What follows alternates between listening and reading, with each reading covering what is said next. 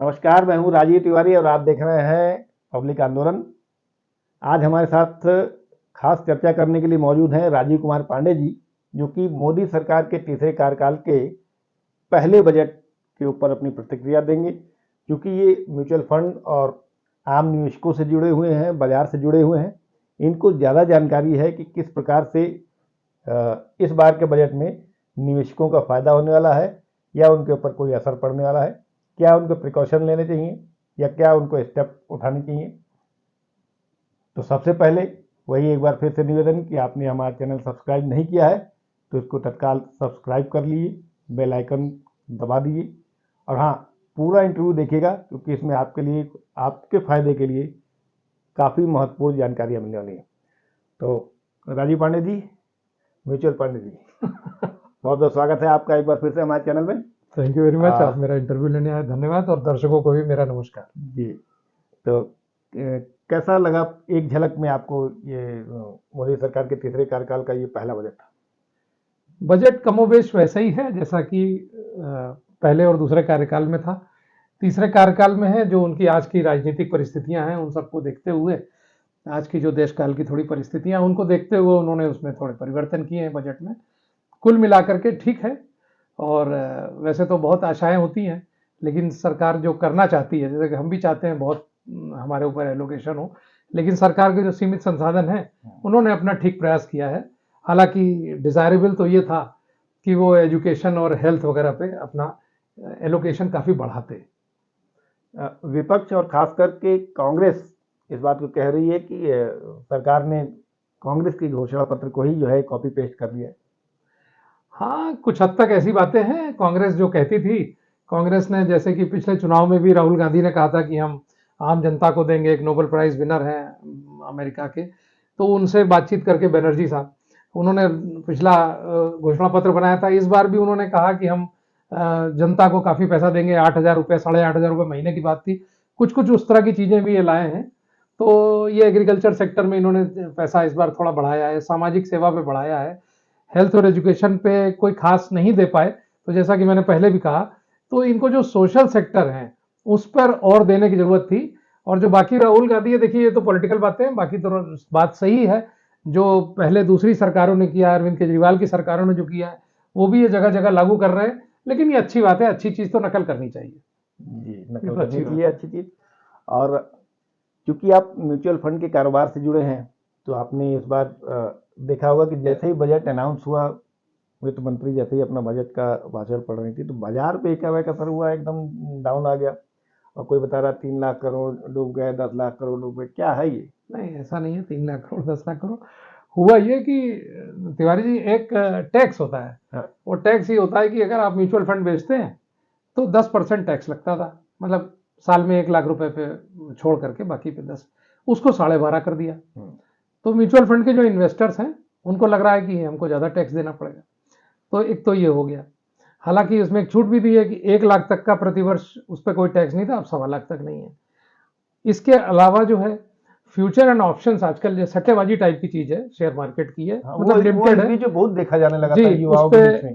काफी मतलब सरकार चिंतित है क्योंकि 2020 के बाद से सारे एसेट प्राइसेस गिर गए थे, दुनिया में सब कारोबार बंद हो गया, तो शेयर या कोई भी चीज का दाम गिर गए थे। अब अचानक तब से लगातार उठ रहे हैं। तो हमारे छोटे छोटे शहरों से नए नए उम्र के निवेशक बहुत सारे आ गए हैं और वो काफी पैसा भी कमा रहे हैं, लेकिन उन्होंने कभी मंदी नहीं देखी है, बाजार में करेक्शन नहीं देखा है। तो जो नियामक आयोग हमारे संस्थाएं हैं वो थोड़ा डरी हैं। रिजर्व बैंक और मैडम बुक हैं जो हमारी सेबी की चीफ हैं, वो चाहती हैं कि कोई खतरा ना हो, इसलिए हमारी सेबी की वेबसाइट खोलिए, कोई भी साइट खोलिए, अक्सर लिख के आ रहा है कि फ्यूचर एंड ऑप्शंस में 80-90% कस्टमर्स को नुकसान होता है। तो फिर भी लोग कर रहे हैं, तो इसलिए उस पर टैक्स थोड़ा सा बढ़ाया है, एसटीटी एक बढ़ाया है। तो इस तरह थोड़ा सा सरकारें अपना दिशा, जैसे ड्राइवर गाड़ी चलाता है ना तो सड़क के साथ साथ घुमाता रहता है, वैसी सरकारें भी हल्का हल्का करती रहती है, सतर्कता बरती है। हाँ, इसी तरह से कुछ इंडेक्सेशन हटा दिए हैं। जैसे प्रॉपर्टी थी किसी की 1 लाख की खरीदी, आज 40 लाख की है। तो पहले क्या होता था कि महंगाई जोड़ करके उसकी आज की कीमत मानी जाती थी 15 लाख, तो जो 25 लाख पे ही टैक्स लगता था।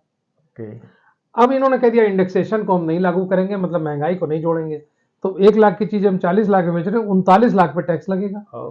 तो ये टैक्स बढ़ गया। लेकिन उधर टैक्स रेट जो है जमीनों पे 20% था, वो इन्होंने 12.5 कर दिया। तो देखिए हमारे यहाँ जो है टैक्स में लगातार रिफॉर्म्स भी हो रहे हैं, तो सरलीकरण करने का है। विदेशी भी चाहते हैं सरलीकरण कर दिया जाए, तो जो 20 था वो 12.5 हो गया, अन्य सभी क्षेत्रों में 12.5 कर दिया गया। तो ये भी नहीं होता कि जमीनों में कम है, शेयर मार्केट में कम है, जमीन पे ज्यादा है, गोल्ड में ज्यादा है, तो सबको 20 से 12.5 लिया है, उधर प्रॉपर्टीज से, गोल्ड से, और शेयर मार्केट से 10 को 12.5 कर दिया। तो लेवल प्लेइंग फील्ड पैदा कर दी इन्होंने।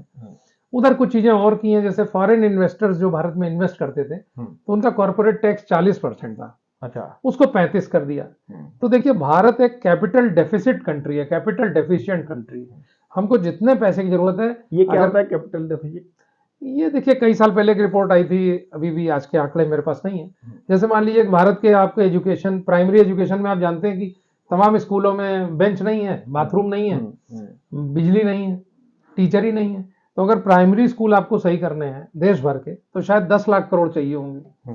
आपको मालूम है कि नैक स्कोर हमारी यूनिवर्सिटीज का बहुत खराब है। विश्व की टॉप 500 या 200-300 यूनिवर्सिटीज में बमुश्किल हमारी 2-3 का कहीं नाम आता है।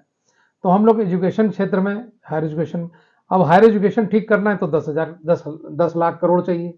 अब अगर रूरल सड़कें हैं, सड़कों को जाल बिछाना है तो 10 लाख करोड़ चाहिए।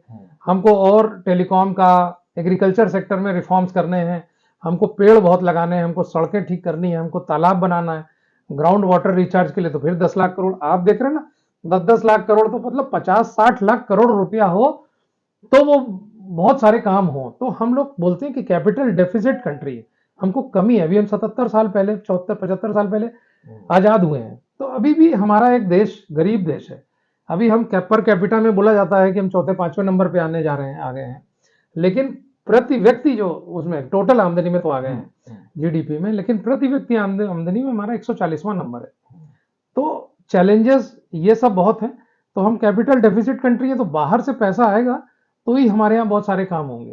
तो उसके लिए उन्होंने 40 से 35 कर दिया है। तो इस बजट में क्या आपको लग रहा है कि इस बजट को देखते हुए बाहर से पैसा आएगा? क्योंकि पिछले दिनों ऐसा सुनने में आया था कि बाजार से जो विदेशी पूंजी निवेशक हैं उन्होंने काफी पूंजी निकाली है। तो वो अन्य कारण थे, जैसा कि कोरोना में उन्होंने एकदम ब्याज दरें 0 कर दी थी विदेशों में, और अमेरिका में और देशों ने बहुत मदद की थी अपने नागरिकों की, बहुत खजाना खाली कर लिया था। फिर उसके बाद अचानक जब वो ठीक कर रहे थे तब तक यूक्रेन की लड़ाई हो गई, तो फिर उन्होंने ब्याज दरें, महंगाई 40 साल से के लेवल इतनी नहीं कभी हुई थी, तो उसको कंट्रोल करने के लिए ब्याज दरें जो 0 से 2 चलती थी, 2 से 5.5 करनी पड़ी। तो वैसे ही ब्याज दर कम होने वाली और वैसे ही पैसा आने ही वाला है अपने आप ही, लेकिन ये कर देने से और अच्छा हो गया। मतलब आपको उम्मीद है कि विदेशी पूंजी आएगी इस बजट को? विदेशी पूंजी इसलिए भी आएगी, देखिए अब निर्विवाद रूप से तो भारत के बगल में भी कोई नहीं है। पहले 7%, 6% पे कई साल तक भारत और चीन चले हैं इधर पिछले 7-8 सालों से, लेकिन अब भारत जो है वो 7% के आसपास ग्रो कर रहा है, और चाइना का 1.5% नीचे चल रहा है। चाइना डी ग्रो कर रहा है। चाइना के पॉलिटिकल पावर्स ने अपने ही कैपिटलिस्ट को, अपने ही उद्योगपतियों को जो है गिरा दिया। तो चाइना जैक मा को पकड़ लिया था, जैक मा को गिरफ्तार कर लिया, 2-3 महीने मिले नहीं। तो वो इस तरह से चीजें चल रही हैं। भारत में ठीक है, फिर कोरोना के बाद से पूरी दुनिया एक अलग, उसने एक गुट बना लिया, क्वाड बनाया, जिसमें कि अमेरिका, ऑस्ट्रेलिया, जापान और भारत था, कि चाइना से दूर होना है। तो चाइना में निवेश कम हो रहा है, भारत में बढ़ रहा है। अभी आपने देखिए 2 डेट फंड्स हैं, एक मॉर्गन स्टैनली और एक और है, वो रेगुलर अब पैसा देंगे। तो भारत में निवेश लगातार, प्रवाह लगातार होगा डेट और इक्विटी में। तो हम अपने देश के आम निवेशकों की अगर बात करते हैं, जो लोग शेयर बाजार में या म्यूचुअल फंड में पैसा लगाते हैं, आप म्यूचुअल फंड का काम करते हैं, उनके लिए क्या है इस बजट में? क्या कुछ राहत वाली बात है या उनके लिए भी कुछ दिक्कत हो रही है? देखिए उनके लिए बेटर हो गया, जैसे हम म्यूचुअल फंड्स का काम करते हैं, उनके लिए बेटर हो गया हमारे लिए। कैसे कि लोग, जैसे किसी के पास जमीन है और जमीन लेने जा रहा है, तो वो जानता था कि जमीन में महंगाई और आज के दाम में अंतर करके उस पर ही टैक्स देना है। अब उसको ये पता लग गया कि पूरे पे देना है हमको। वो ब्याज दर जरूर कम हो गई, लेकिन महंगाई का कोई अंतर नहीं दिया। तो अब टैक्स ज्यादा देना पड़ेगा जमीन बेचने पर किसी को।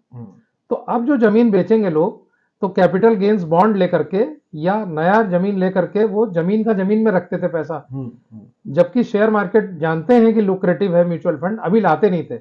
अब जो बेचेंगे वो यहीं आएंगे और नई जमीनें जिनको आवश्यकता नहीं है वो नहीं खरीदेंगे।